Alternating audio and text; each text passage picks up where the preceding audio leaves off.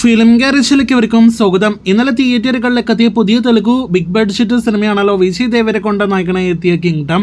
സിനിമയുടെ ആദ്യ ദിവസത്തെ Kerala, Tamil Nadu world wide collection പുറത്തു വന്നിരിക്കുന്നു.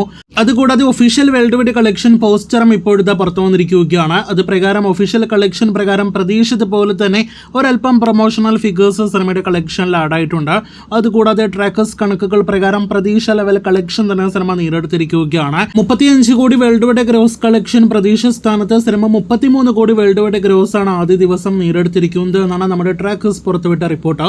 എന്നാൽ ഒഫീഷ്യൽ കളക്ഷന്റെ കാര്യത്തിൽ ഏകദേശം 5 കോടിയിൽ പരം കളക്ഷൻ വർധനയാണ് പോസ്റ്ററിൽ കാണാനായിട്ട് കഴിഞ്ഞിരിക്കുന്നത്. 39 കോടിയാണ് സിനിമയുടെ ആദ്യ ദിവസത്തെ ഒഫീഷ്യൽ വേൾഡ് വൈഡ് കളക്ഷൻ. രണ്ട് കളക്ഷൻ നോക്കിയാലും വിജയ് ദേവരകൊണ്ടയുടെ കരിയർ ബെസ്റ്റ് FT കളക്ഷൻ വരുന്ന സിനിമയായിട്ട് ഹൈപ്പൽ തിയേറ്ററുകളിലേക്ക് എത്തിയ കിങ്ഡം മാറിക്കഴിഞ്ഞിരിക്കുകയാണ്.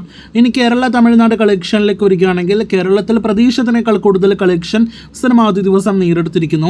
50 ലക്ഷം രൂപയാണ് ഇന്നലെ സിനിമ ആദ്യ ദിവസം കേരളത്തിൽ നേടിയെടുത്തിരിക്കുന്നത്. തമിഴ്നാട്ടിൽ 90 ലക്ഷം ഗ്രോസ് കളക്ഷനും നേടിയെടുത്ത സിനിമ അങ്ങനെ രണ്ടാം ദിവസത്തിലേക്ക് കടന്നിരിക്കുകയാണ്. സിനിമ കണ്ടവർക്കറിയാമല്ലോ, രണ്ടാം ഭാഗ സൂചനകൾ നൽകിക്കൊണ്ടാണ് കിങ്ഡം എന്ന സിനിമയും അവസാനിക്കുന്നത്. രണ്ടാം ഭാഗത്തിനെ കുറിച്ചുള്ള ഏറ്റവും പുതിയ അപ്ഡേറ്റ് ഇന്നലത്തെ പ്രസ് മീറ്റിൽ സിനിമയുടെ അണിയറ പ്രവർത്തകർ അറിയിക്കുമ്പോൾ നിലവിലെ വിജയ് ദേവരകൊണ്ടയുടെ തിരക്കുകൾ കഴിഞ്ഞാൽ സിനിമയുടെ ഷൂട്ട് ആരംഭിക്കും.